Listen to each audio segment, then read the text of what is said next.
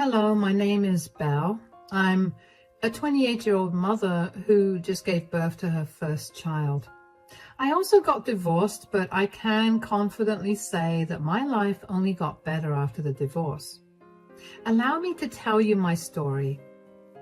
I met my now ex-husband Richard when we were in college. We had a few mutual friends who ended up introducing us to each other, and we clicked almost instantly. We ended up going on a few dates, and then we made our relationship official.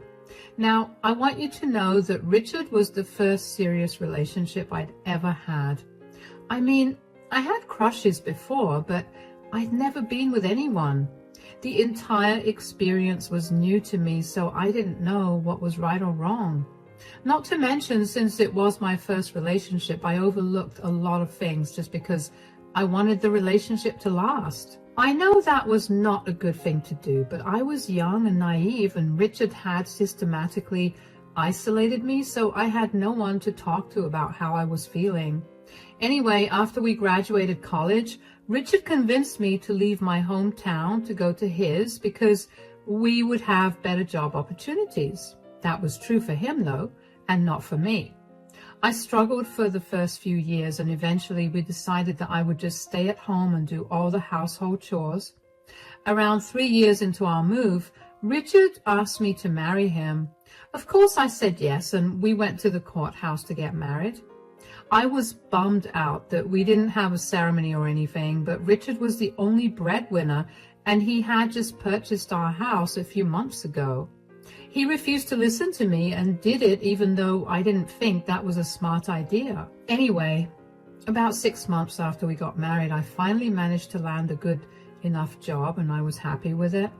I was just happy to be able to get out of the house and socialize with people. The 3 years before that were just torture, and looking back, I don't even know how I survived them. With my job, I was finally able to contribute to our finances. Richard was insistent about me not helping him pay the mortgage, so I only paid off my student loans and helped with other expenses around the house. I was finally getting comfortable with how life was going when 6 months later, Richard brought up something that had been weighing in on his mind. "Hey, sweetie, I've had something on my mind for a while now. Do you think we could talk about it?" "Of course. What is it?" "We've been married for over a year now. I was wondering if we could start trying for kids." "Kids? You want to have them now?" "I mean, yeah, all of my friends have them, and I kind of also want to have them. There'll be mini versions of ourselves, and isn't that just an adorable idea?" "It is an adorable idea, but we're in no financial position to have kids, sweetie." "What do you mean?" "We're both still paying off our student loans. And on top of that, you also have a mortgage to pay. Neither of us are working jobs that pay us a good amount. Bringing a child into this will only make our situation worse." "I'm sure we'll be able to manage. I mean, we always find a way to make ends meet." "But I don't want to just manage. We're living pretty well right now, and I don't want to jeopardize that." "You can't always be selfish." "Excuse me? How am I being selfish here?" "It's always about what you want. When do we ever get to do what I want?"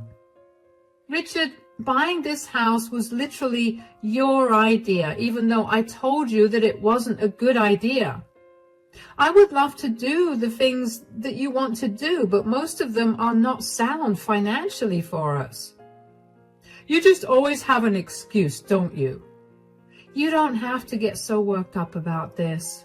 "Of course I do. I've always wanted to have kids, and you're ruining my dream." "I'm not saying that we won't have kids. All I'm saying is that we wait a little longer before having them." "I don't want to wait for years only to be told no again. You need to make up your mind within the next week, or this is it for us." "Are you threatening to divorce me over this?" "I don't want to spend the rest of my life with someone who won't let me accomplish my dreams.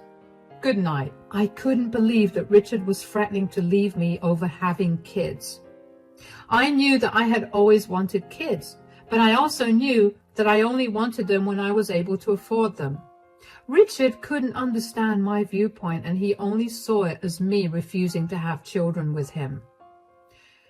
Over the next week, I tried my best to explain my viewpoints to him, but he would not listen to me. He would only get angrier. So eventually, in a desperate attempt to save my marriage, I agreed to have a child. Richard was over the moon, and I was feeling pretty miserable about it. It didn't take long, and after only 2 months of trying, I got pregnant. I will admit that I had warmed up to the idea of being a mother by that point, so I was just as happy as Richard when I found out I was pregnant. But that happiness was pretty short-lived, because after only 2 months of pregnancy, I began to notice a shift in Richard's behavior. Initially, he had been kind and caring towards me, especially because the first trimester was being particularly harsh towards me. But by the 3rd month, he began to withdraw himself and spend more and more time at work. I tried asking him to cut back his hours, especially because I was having a hard time moving because of all the pain, but he refused to do it and would get angry every time I asked. I let go of it and figured out how to do things by myself, but then things only got worse. Richard began coming home late at night, drunk out of his mind. Now, at first, he'd tell me he went out with some coworkers to celebrate some big new project or some accomplishment, but then he'd stop telling me that too. It got to a point where I was more safe by myself than I was when Richard was around. I had to take care of myself and Richard at the same time, and it was exhausting. There were some days when I couldn't even get out of bed to go to the bathroom because of how much pain I was in, and even on those days, I could never get a hold of Richard. Somehow, I got through 7 months of pregnancy. During the 8th month, Richard came home drunk for the 4th night in a row, and I had finally had enough. Richard, this is the 4th time this week that you've come home belligerent drunk. Shut up, Belle. Excuse me? This stupid pregnancy has made you such a prude. Get over it. Let me have a good time. This stupid pregnancy was your idea. You begged me to have your children. The least you could do is be present for me while I'm going through this. Hold on. Who is this? Belle, say hello to my new lover, Tiffany. Lover? Are you cheating on me? What? Did you not know or something? What? How was I supposed to know that? And how dare you? How dare I? How dare you? What does that even mean? You've been so sad and sick. It's so off-putting. Of course I had to go and find someone else to satisfy my needs. I don't know if you're blind or just plain stupid, but I'm pregnant with your child that you begged me to have. Of course, like always, you just have to blame me for your shortcomings. I'm sorry that my pregnancy has been hard on you, but did you for once think about what it's been like for me? You never once checked up on me. Instead, you've been out drinking away your sorrows while I'm stuck at home barely making it through the day. How dare you cheat on me and have the audacity to bring your mistress back home? Again with the nagging. Stop it. You're killing the mood right now. You're killing me with your words and actions, Richard. How could you do this to me? Gosh, stop being a drama queen. You know, this is a lot better than what some other husbands do to their wives. At least I'm only cheating on you and not hitting on you. What are you even saying? Aren't both of us being satisfied this way? You get to have a husband, and I get all my needs met. You don't have to be such a prude. You are unbelievable. You need to throw this girl out, and I want you out of the house too. That is not happening. I do not want to be around you right now. You've done enough damage. You and your girl need to leave right this instant. Absolutely not. I bought this house, and I'm the one that's paying the mortgage for it. You do not get to tell me what I should do. You know what? You should be the one to leave. You can't throw an 8-month pregnant lady out onto the streets right now. Oh, yes, I can. At least this way, I don't have to hear your nagging, and I get to have my fun. What are you doing? Richard, it's cold outside. I don't have a car. Let go of me. Richard grabbed my hand tightly and pulled me with him to the front door before throwing me out of the house. He smirked at me and then shut the door in my face. I stared at the door in shock. I could not believe what had just happened. I numbly walked away from the house and onto the street. I had no phone or wallet or my house keys. I was a pregnant woman, alone at night. Walking around the quiet streets, I was practically begging to get hurt. But I had nowhere else to go. All I had for company was the hurt from Richard's words and actions. I could not believe that he had been cheating on me when I was at home sick with worry and in pain from my pregnancy.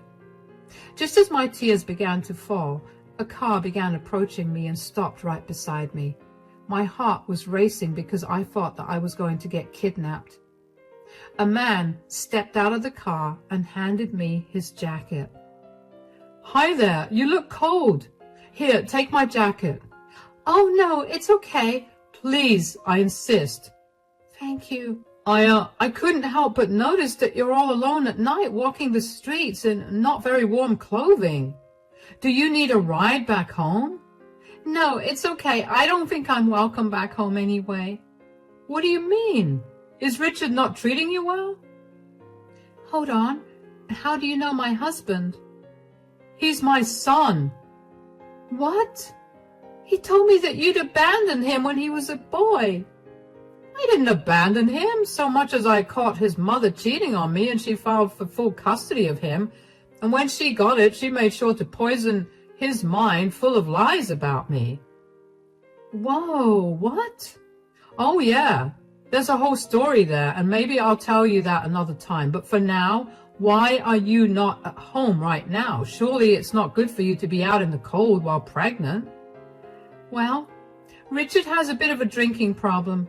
I didn't mind that, but I did mind him coming home today with a girl on his hand that he brought home to satisfy his needs because I wasn't doing it for him. What? That's absolutely disgusting. Oh yeah, I know. I don't know what I'm going to do now. I have no family in this state, and I have no friends that I could crash at either. My phone, my keys, and cards are at home, so I have nothing with me. I'll help you take care of that immediately. How about I get you an Uber and set you up in a nice hotel for the night? Maybe tomorrow you could try going back home, and if Richard lets you go in, you can grab all your stuff and get back to the hotel. Really? But why would you do that for me? Because I know what it's like to get screwed over by your spouse. And against all my wishes, Richard turned out to be just like his mother.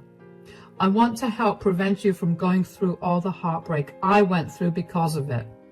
Besides, you're pregnant. You don't deserve to go through all this. Thank you so much. How could I ever repay you?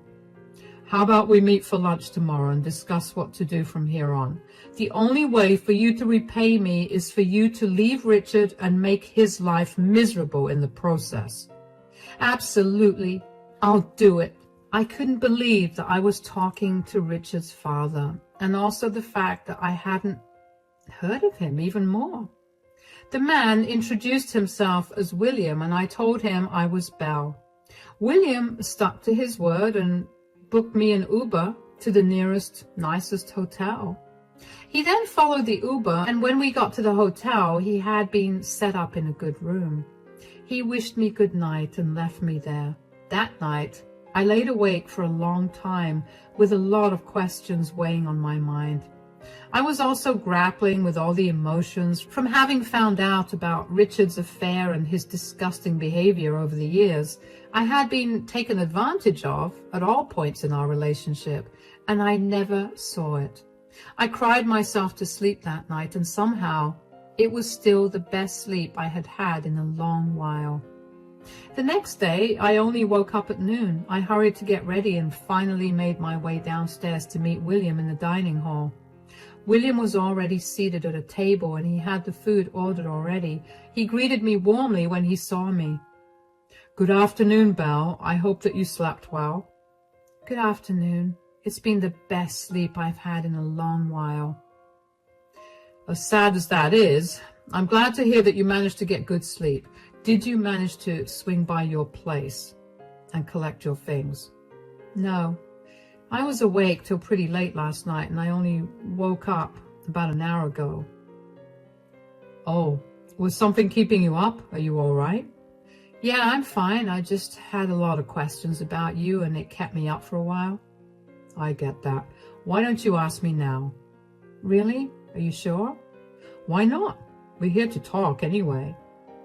"First of all, you said that you and Richard were estranged, so how did you know where he lived? Secondly, why were you near our house? And thirdly, why has Richard never mentioned you in all our time of being together? And lastly, why did you help me out and why did you book me an Uber and a hotel room?"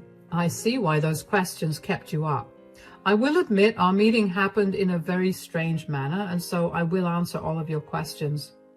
Yes, Richard and I were estranged, but a few years ago we reconnected and I've been trying my best to mend our relationship. Just when I thought our relationship was making progress, I had to move to Germany because I got transferred.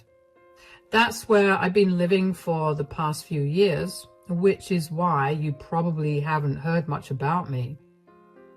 "I mean, Richard could have still brought you up, but the only time he did, he told me that you had abandoned him." "I'm sure that my leaving yet again made him feel that way again, but I had no choice. I needed to work at that company in order to make enough money to pay off all the bills that I had accumulated thanks to the divorce. I tried to explain that to Richard, but he wouldn't listen." "That sounds like Richard, all right." "I know where you live because I did some digging and asked around a bunch to find Richard, and that's how I found out that he got married too. I only came back to town a few hours before that, and I wanted to try to make amends with Richard first thing after I got back. Just as I was pulling up to your house, I saw him throw you out, so I approached you." "Yeah, okay, that track." "And lastly, I booked you an Uber and a hotel room because I highly doubt that you'd have been comfortable with getting into a stranger's car and home." "That's fair. That was a stupid question to ask in hindsight." No. And like I told you last night, I do not want you to go through any more troubles at the hands of my son. I've been through it, and I can only imagine that it'll be worse for you since you're pregnant, and pretty soon you'll have a child to take care of as well. How about you tell me a little more about Richard so we can hit him where it hurts during the divorce?" I was genuinely so grateful for William. I couldn't wrap my head around how someone as nice and caring as him could have possibly been related to a monster like Richard. Just the fact that William was perceptive enough to book me an Uber instead of inviting me into his car because he didn't want me to be uncomfortable was so enlightening to me. That was something I know for a fact that Richard would never have considered. William and I spent our lunchtime figuring out what we wanted to do about my situation. I could tell that William was angry with Richard and his actions because he kept trying to find the worst ways to humiliate Richard. When I told him the company that Richard worked for, William's eyes lit up. Turned out that William knew the CEO of that company. How did he know him? Well, William is a very big person in our city. I mean, I knew that he was rich, but I didn't know how rich or why he was that rich. It was jarring to know that I was sitting with one of the biggest names in our city, plotting revenge against his son. William told me that he'd get in touch with the CEO of Richard's company and have him lay Richard off. I wanted to feel bad about jeopardizing Richard's future, especially because I knew about all our financial struggles, but I couldn't bring myself to do it. I mean, if Richard had no problem leaving me alone when I was pregnant and then throwing me out of the house, I had no reason to feel bad for him. William also assured me that he'd get me in contact with the city's best divorce lawyer. I was excited to finally get a hold of my life and start fresh without Richard in the picture. Anyway, after lunch, I was pretty exhausted, so I asked William if I could stay another night at the hotel without having to go home first. He simply handed me his card and told me to make myself comfortable. The next day, William accompanied me as I went back home to retrieve all my things.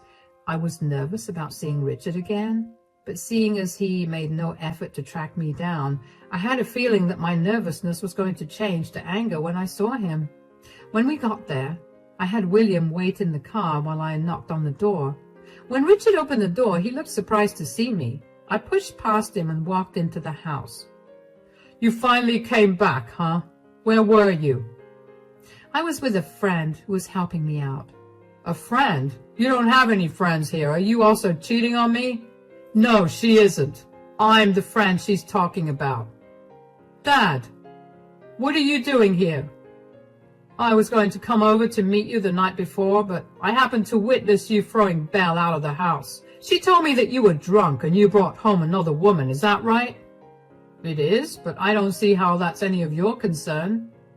"Oh, it is my concern. You know very well how your mother tried her hardest to destroy me in the divorce, and I will not let that happen to Belle." "What are you talking about? We're not getting a divorce." "Yes, we are. William has been helping me find a good divorce lawyer." "Dad, you're helping her? But you don't even know her. You're choosing a stranger over your son?" "If I recall correctly, didn't you as a teenager do the same thing to me when you chose your mom's affair partner over your own father?" "So, is this some sick and twisted payback of yours?" "No. Even though you did that to me, I still tried my hardest to repair our relationship. I let you insult me and use me for my money, just so I could have a better relationship with my son. I let it all go, but seeing you treat your pregnant wife the same way that your mother treated me is where I draw the line. I just know that this is all Belle's doing. You brainwashed my dad. Was ruining my life not enough that you had to go after my family as well?" "How exactly did I ruin your life? I did everything you asked me to, even if it was at my expense. You were the one who decided to cheat on me and throw me out late at night with nothing except the clothes on my back. You're going to get what you deserve, and there's nothing you can say or do that will change that." With that, I turned around and walked straight to the bedroom where I began to pack my stuff up. My heart was racing because I stood up for myself for the first time, and I felt great about it. As I was packing my things up, I faintly heard William and Richard talking. More like Richard was screaming and William was calmly replying to him. Later, I found out that Richard was yelling at William for taking my side over his and would not let that go.